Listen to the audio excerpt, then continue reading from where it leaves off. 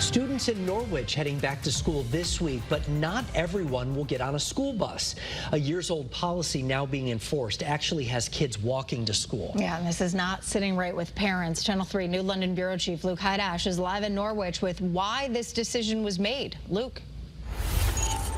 Aaron and Mark, by the book, technically anybody who lives 2 miles from Norwich Free Academy would have to walk here, but the school district isn't going that far. Instead, Norwich Public Schools is saying anybody who lives 1.5 miles from NFA would have to walk, and it's all in an effort to cut down in bus routes and save money. It's dangerous. We got an email and it said that my daughter was a walker. I thought it was a mistake.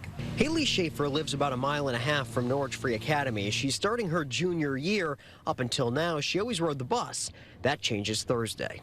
It's a long walk, and in the winter, it can be very treacherous. She's not alone. About 400 NFA students are impacted.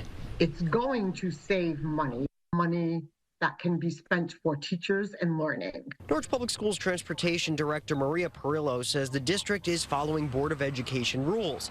The Board of Ed points the finger at the state for guidelines set back in 2012. Now that we're seeing there is a considerable savings, I would look at extending it to the 2 miles next year. Perillo says the district is saving about $180 grand and was able to shave off 2 bus routes.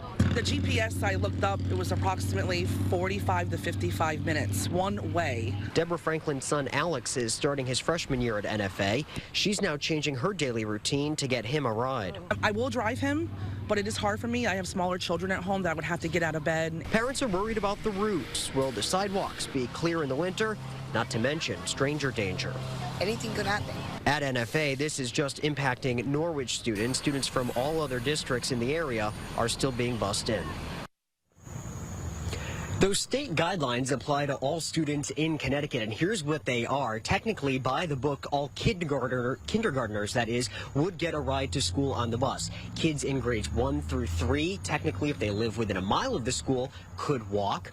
For grades 4 through 8, it's 1.5 miles, and for high schoolers, it's that 2-mile threshold. Again, here in Norwich, they're enforcing for the 1.5 mile mark for kids in grades 9 through 12. No word yet on any policy changes that could be coming, despite all these unhappy parents who are getting in contact with Norwich leaders. We're live in Norwich tonight. Luke Hydash, Channel 3 Eyewitness News.